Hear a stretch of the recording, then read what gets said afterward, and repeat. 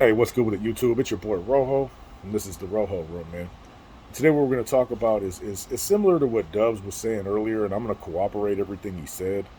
You know, he was dead on in his experience. You know what I mean? Mine was very similar, and I'm going to talk about more so though the door policy. And was there a end of hostilities way before the whole hunger strike and everything came to that head? And everybody started getting released from the shoes after Black Widow, whatnot. But I'm gonna tell you real quick, man. My first trip to Pelican Bay was early '95. I went to, I'm pretty sure I went to D8, man, but it might have been D6. I was only there 45 days, and in that particular pod I was in F pod. There were 4 cells with gentlemen from down south. There was a cell with the AB. There was a black dude, and then there was 2 Pisces, I'm pretty sure, and myself. Anyway, the only person in there that was I might be wrong, but the only person in there that was anything like me was a dude that he came right up and admitted that he was no longer active and stuff. And he's like the only person in there that I spoke to because I had always been under the impression that there wasn't we don't talk to people from down south. You know what I mean? I had never had a conversation with one of those dudes in prison, at all. You know what I mean?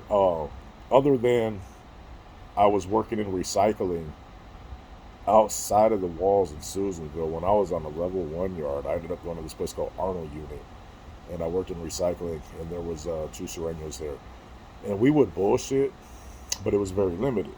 You know what I mean? Even though it was a 1 yard and everybody was cool, it was still very limited. So anyway, the only person I even had somewhat to talk to was that one dude, and that was that, bro. It was weird. It was only 45 days. It was a real short trip. I don't even know why they sent me being so close to the house. But let's fast forward again, man. I get out. I get a violation real quick and a violation with the new beef. I took another little 2 year term for some for breaking into a computer store. I had a jug on a computer store, man, where they kept hella loot. I had some inside thing on, and anyway, I ended up getting busted for it. And I get 2 years. I hurried up and signed the deal, man, because I should have got more. Because I got. That's what we used to do, man. We used to go ride around or try to befriend people at workplaces to get safe combinations, and I've hit gun stores, jewelry stores, all that kind of stuff. I've been busted for it, so I don't mind talking about it. But that used to be my thing. Anyway, I get 2 years. I'm probably 2 months in the county. Took my deal real fast. You know, um, go to the hole. I'm validated already. I go to the hole. About 3 months, I'm in East Block 6 yard, and they shoot me to the Bay. Well, this is the time I end up next to Tibbs and DC with Little Man, Little G, and Wino. And me and Porky from Daly City both leave the same day. We end up being cellies. They shoot us to C12 F Pod, and we move right upstairs from Tibbs and DC and Wino and them. Little Man and Little G are in our vent. There was a big homie from down south named Fernie, and after it takes like a little process to get cleared. Like everybody's heard of the 505. We go through a thing called the third degree, where you actually have to uh, request an Olson review for your complete C file, and you got to disclose that to the homies right away. Your cellie, make sure you don't open it. You shoot it under the door. Done deal.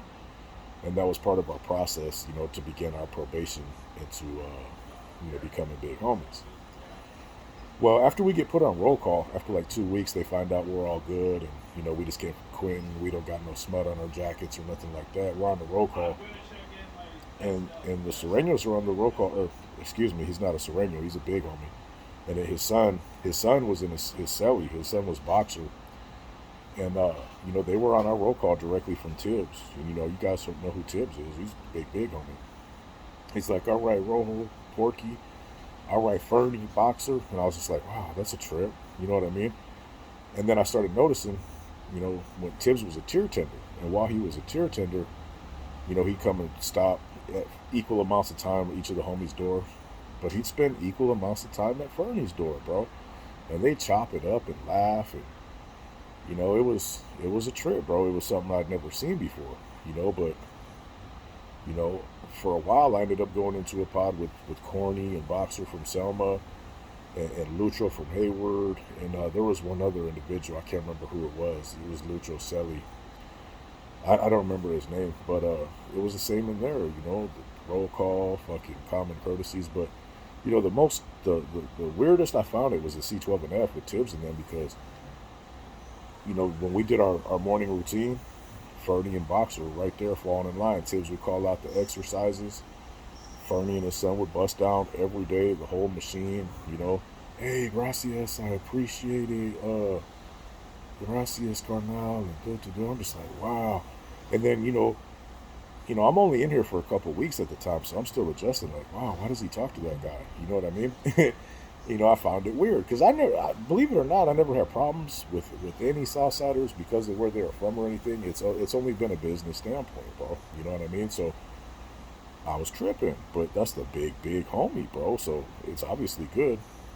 And so Fernie and Boxer are in my van, so we get our canteen ducats. You know what I mean? To fill out our list and whatnot. And he's like, "Hey, Rojo, hey, Spencer, are you busy, homie?" And I'm like, "Hey, what's up, Fernie? What's going on, bro?" He's like, "Hey, I was just wondering if you needed anything from the tienda, you and your celly, if you guys need something, let me know." And I'm like, "Wow, bro." I looked at Porky. I'm like, "Wow, that's crazy." I'm like, "Hey, no, I appreciate it, bro. I have feria, bro. Um, but hey, man, I appreciate that, man. Good looking out, man. We're good, homie. Thank you." And he's like, "Okay, just anytime you ever need anything, man, just pop on the vent and say, yo, Fernie, and I'll be right here." And I'm just like, wow, this dude, man, he knows I'm a buster, right? You know what I'm saying? So, but as I got to know Tibbs, real good when I was on probation to be NF, I'm like, hey, so is that dude Fernie not good no more or what? And he's like, oh no, he's one of their well respected guys. And I'm like, oh, I've just never seen us interact. And they asked me if I needed anything from the store, and they do burpees with us. He's been asking me if I want to play chess, and I've been saying I was busy, because I don't know. And Tibbs is like, man, fuck, he's one of us, bro. We're all the same. And I'm like, okay, I mean that's excellent, dude. That's okay. So that's when I first started getting, and then I talked to them all the time. You know what I mean? Like I knew that they kind of were like us, and they did business pretty much all day. But in the evenings, you know what I mean? Like if especially during football season, be like, hey, you watching this game, Fernie? He's like, yeah, man. And man, we just talk, bro. I mean, we wouldn't talk business, obviously, about anything, but besides any kind of business not being discussed, the conversations would flow freely, bro. Like we were almost on the same side, and it tripped me out, but I liked it. You know what I'm saying? Well, we're gonna fast forward again. I get out. I'm a made man now. I get out. I'm out for a while, a couple years. End up getting busted for something. I come back, and I end up in C10, and I'm the block commander in C10. There's nobody higher than me. So there's there was two big homies from down south upstairs, and two, I don't know if they were big homies, but they were. I couldn't tell because I used to try to listen when they were having conversations because I knew the dudes upstairs were for sure, and I couldn't tell by the conversation they had with the dudes downstairs whether they were, what I mean, or Southerners or Sureños. So I don't know, but they were definitely at least Sureños. They were a little younger, that's why I questioned it. But hey, I joined the NF when I was 20 years old as well, so can't judge a book by its cover. Um, I go to yard one day. I was cellies with Flacco from Santa Rosa, and he had child custody court in Sonoma County, so he was gone for like a month. He went to their county jail, went back to Quentin, and then shot back up. So I was alone for like a month, And one day I go to yard, and when my yard's over, I come in to do my shower and whatnot. There's a different gunner in the tower, and man, they cracked the doors right next door to me, and it's the two Serenios. And I understood the door policy, and so I just stopped right where I was, faced them, and put my hands behind my back. You know what I mean? Like not showing any aggression. And man, I'm telling you, dude, I know they got steel. I got steel. I don't know why they wouldn't. So I'm just like, fuck, man, this punk ass gunner's trying to get me killed or whatever. And one of them had their mattress rolled up on the floor and was writing on the lower bunk. The other one was the same thing at the other end of the bottom bunk. And they just looked up at me and they went like this, nodded their head back like, hey, what's up?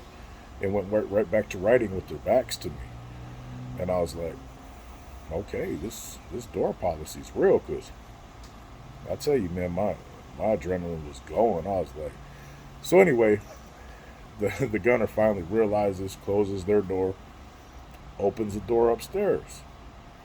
It's a crib, and he's cool as fuck. I can't remember what his name was, but he comes out. He comes walking right out the door. He's like, "Oh, Red, you my silly N word. Come on up here, cuz." I'm like, man, I don't know what they're doing, bro. They're trying to get me dusted off or something.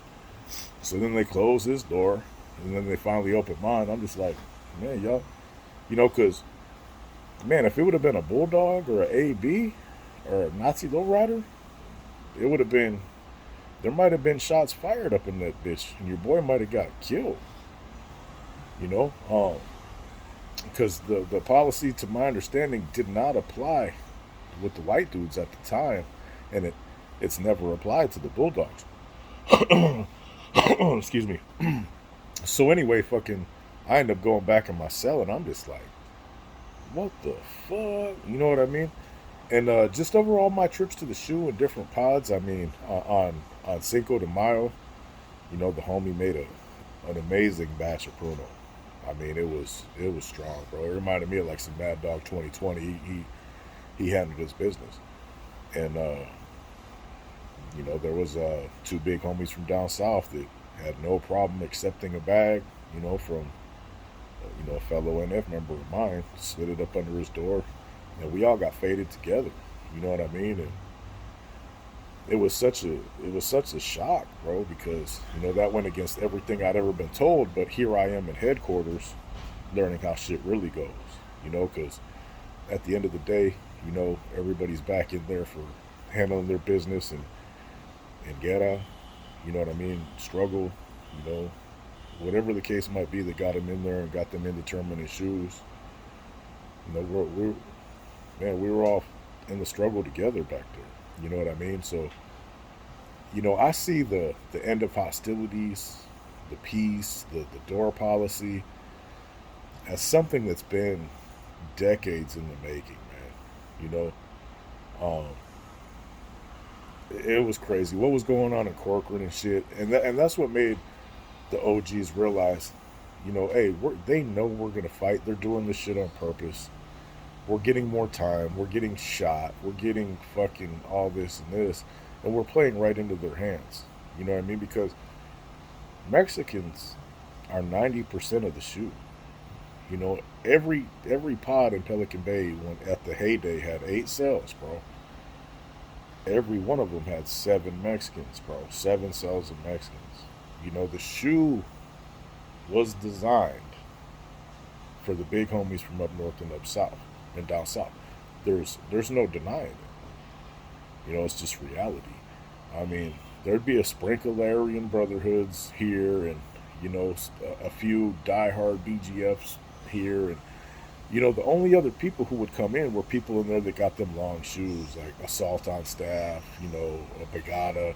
There'd be a Crip once in a while, or a regular non-affiliated motherfucker that got caught with fucking some work or booked somebody or whatnot. But indeterminate shoes, that was a Rasa thing, man, and that's all who was back there. And it took the Corcoran shoe wars and some other things to make the big homies from both sides, realized that it was some bullshit, man. And fortunately, they did, and that started the foundation for everybody being able to coexist and mingle. You know, because these are the elite of the elite. You know, that set policy for